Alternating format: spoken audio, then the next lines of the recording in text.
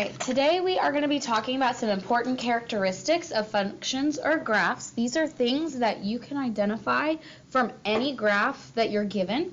And then we're going to take this a step further and talk about how this applies to our new parent functions that we're learning about. So, the first one we're going to talk about are intercepts, which you should be familiar with from previous math classes. But x-intercepts are when we're crossing the x-axis.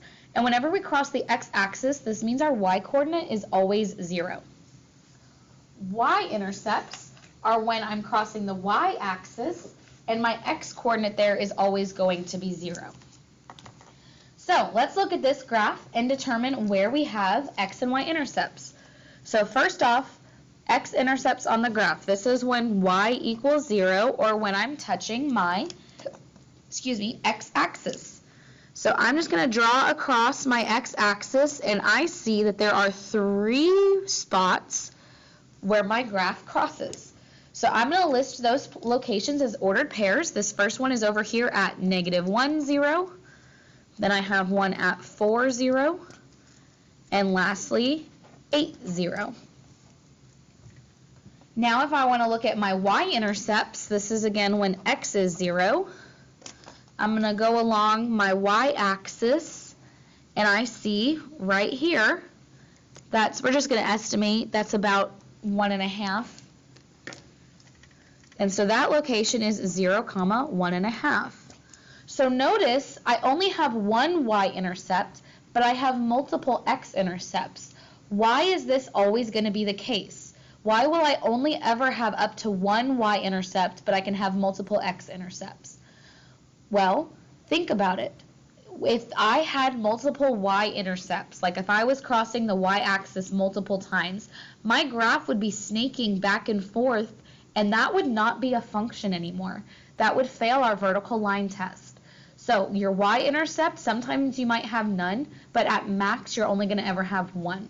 Again, x-intercepts, you might also have none, but you could have more than one depending on the graph. The next thing we're going to talk about is increasing versus decreasing. So when you're looking at your graph, if a person was going to walk along this graph, any time that they're walking uphill, that is considered increasing. If they're walking downhill, that is decreasing. So if you just want to imagine or draw a little stick man walking along your graph, this is a really great way to determine when I'm increasing and when I'm decreasing. So, another important thing is that when the person is at the top or bottom of a hill, which we call extrema, and we needed to correct some of this information here. This is outdated information. When you get up into calculus, and especially AP calculus, they are going to do this the other way around.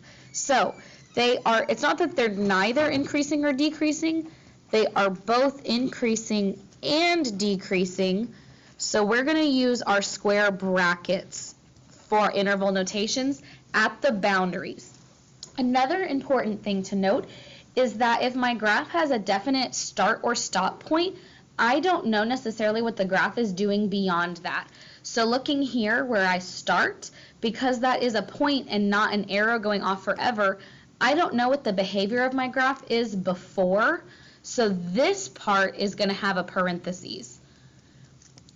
Likewise, if this had a definite stopping point over here, it would get parentheses, but because it's an arrow, we're going to use infinity, which gets parentheses anyway. So let's look at, first of all, where I'm increasing.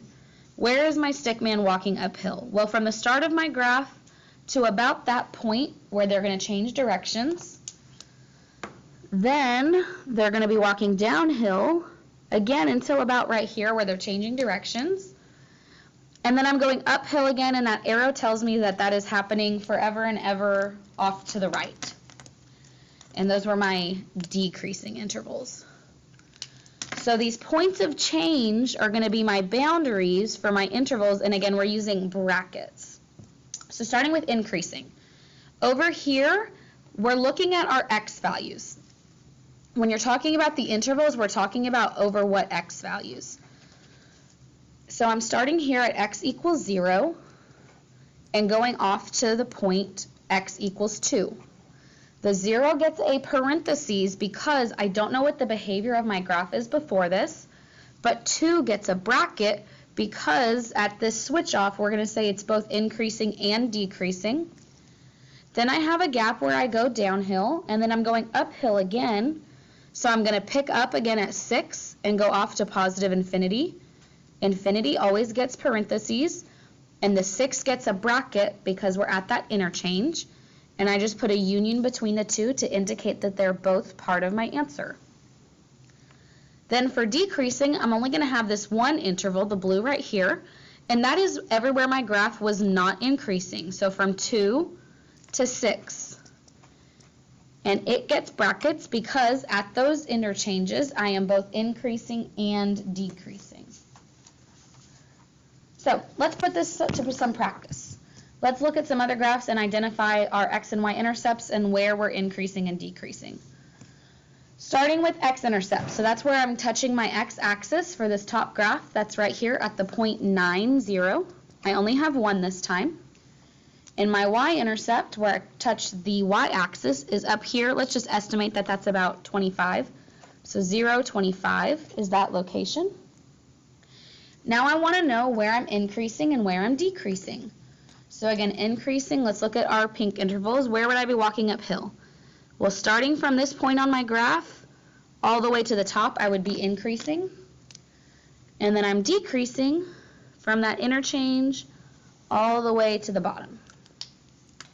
So I'm starting to increase. Again, we're looking at our x values, starting at 0 and going till right here. This is about, let's call it 4. 0 gets a parentheses because I don't know what the behavior of my graph is before this, and 4 gets a bracket because that is my interchange. It's increasing and decreasing there.